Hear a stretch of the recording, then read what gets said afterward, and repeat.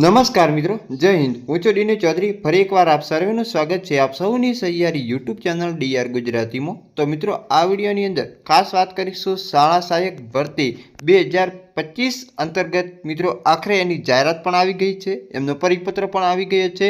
ગઈકાલે આપણે એક વિગતવાર વિડીયો મૂક્યો હતો, એની અંદર તમને શાળા સહાયક ભરતીને લઈને સંપૂર્ણ વિગતો આપી છે કે જે સ્કૂલ ઓફ એક્સેલન્સ પ્રોજેક્ટ અંતર્ગત 2027-28 સુધી શાળા સહાયકોનો લાભ મળશે।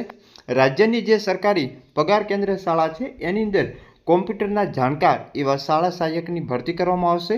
તો આ મિત્રો, શાળા સહાયકની જે ભરતી કરવાની છે એનું ફોર્મ કેવી રીતે ભરવાનું રહેશે, સાથે સાથે એની લાયકાત શું હોવી જોઈએ, પગાર ધોરણ કેટલો આપશે, ઉંમરની મર્યાદા, એના સિવાય કરાર કઈ રીતે કરવાનો રહેશે, એની સંપૂર્ણ વિગત મેળવીશું આ વિડીયોની અંદર। તો વિડીયો છેલ્લે સુધી જોતા રહેજો।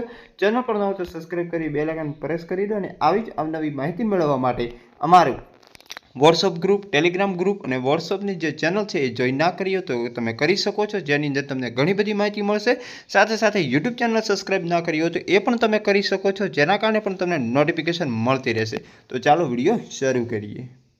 તો મિત્રો, ખાસ વાત કરવામાં આવે તો જે આ ભરતી છે આ આઉટસોર્સિંગ ભરતી કરાયેલ જ્ઞાન સહાયકને જે માસિક માનદ વેતન પણ આપવામાં આવશે। રાજ્યભરની જે પગાર કેન્દ્ર સરકારી પ્રાથમિક શાળાઓની અંદર mission school of excellence project અંતર્ગત જે કોમ્પ્યુટરના જાણકાર હોય એવા શાળા સહાયકની ભરતી કરાશે। માસિક માનદ વેતન સાથે આઉટસોર્સિંગથી શાળા સહાયકની ભરતી કરવાનું આયોજન શિક્ષણ વિભાગે કર્યું છે। જોકે શાળા સહાયકનો લાભ 27-28 સુધી મળશે, ત્યારબાદ રાજ્યની જે પુનઃવિચારણા માટે પ્રોજેક્ટ બાબતે મૂકવામાં આવશે। છેલ્લા એક દાયકાથી સરકારી પ્રાથમિક શાળાઓની અંદર શૈક્ષણિક કામગીરી કરતા બિન શૈક્ષણિક કામગીરી શિક્ષકોની વધી જવા પામી છે, જેના પરિણામે શિક્ષકોએ વિદ્યાર્થીઓને શિક્ષણ આપવું કે બિન શૈક્ષણિક કામગીરી કરવી એવી સ્થિતિ થઈ છે। તેમાં પગાર કેન્દ્ર જે શાળા હોય એની તો હાલત કફોડી બની રહેલી છે। આથી માધ્યમિક અને ઉચ્ચતર માધ્યમિક શાળાની જેમ જ રાજ્યભરની જે પગાર કેન્દ્ર શાળા છે એની અંદર સ્કૂલ ઓફ એક્સેલન્સ પ્રોજેક્ટ અંતર્ગત આયોજન કર્યું છે અને એની અંદર જે સરકારી પગાર કેન્દ્ર શાળાઓની અંદર આ ભરતી કરવા માટે કોમ્પ્યુટરના જે જાણકાર હોય એવા શાળા સહાયકોની પ્રથમ પસંદગી કરવામાં આવશે। ઉપરાંત માસિક માનદ વેતન તેમજ આઉટસોર્સિંગથી શાળા સહાયકની ભરતી કરવામાં આવશે। શાળા સહાયકની ભરતી રાજ્યભરની જે સરકારી પગાર કેન્દ્ર શાળાના જે આચાર્ય હોય છે એમની કામગીરીમાં 70% જેટલો ઘટાડો થશે। આથી શાળાના આચાર્ય વિદ્યાર્થીઓના શૈક્ષણિક ગુણવત્તાની દિશાની અંદર કામ કરી શકે। જોકે શાળા સહાયકની ભરતી માટે નિયત કરેલા નિયમોમાં જે સરકારી પગાર કેન્દ્ર પ્રાથમિક શાળાની અંદર 300 કે તેથી વધુ વિદ્યાર્થીઓ હશે એમને જ શાળા સહાયક મળશે। ઉપરાંત પગાર કેન્દ્રની તાબા હેઠળની જે શાળાઓમાં 300થી વધુ સંખ્યા હોય તેવી સરકારી પગાર કેન્દ્ર પ્રાથમિક શાળાના શાળા સહાયક આપવા માટેની જોગવાઈ છે।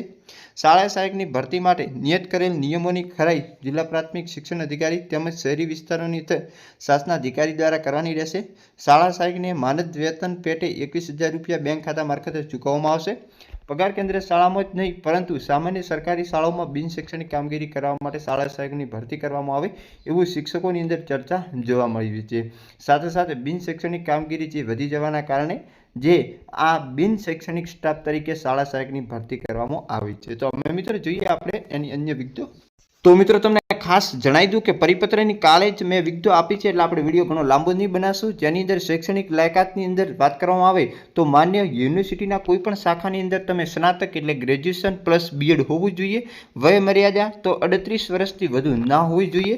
પસંદગીની પ્રક્રિયા તો જે લાયકાત ધરાવે છે એ ઉમેદવારોમાંથી આઉટસોર્સ એજન્સી દ્વારા આપેલી યાદી મુજબ માસિક મહેનતાણું 21,000 રૂપિયા ફિક્સ છે। સમયગાળો 11 મહિના, વેકેશન સિવાય 11 મહિના પૂરા થાય એટલે તમે આપોઆપ છૂટા થઈ જશો।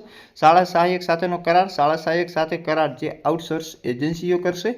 કામકાજ શું કરવાનું રહે છે તો આઉટસોર્સ આધારિત શાળા સહાયકોને કામકાજના દિવસો દરમિયાન અને શાળા સમય બાદ વહીવટી કામગીરી, શૈક્ષણિક અભ્યાસ, પ્રવૃત્તિ, આચાર્ય તથા વડી કચેરી સોંપે એવી તમામ કામગીરી કરવાની રહેશે। તો આ રીતે સંપૂર્ણ માહિતી છે અને વધુ માહિતી માટે આપણો જે જીઆર છે, પરિપત્ર છે એ મેં આપણા ગ્રુપમાં મૂકી દીધું છે, ત્યાંથી તમે મેળવી શકશો। ફરી મળીશું નવી અપડેટ સાથે નવા વિડીયોમાં। ત્યાં સુધી જય હિન્દ, જય Bharat. Thanks for watching and subscribe my YouTube channel DR Gujarati for more update. Thank you.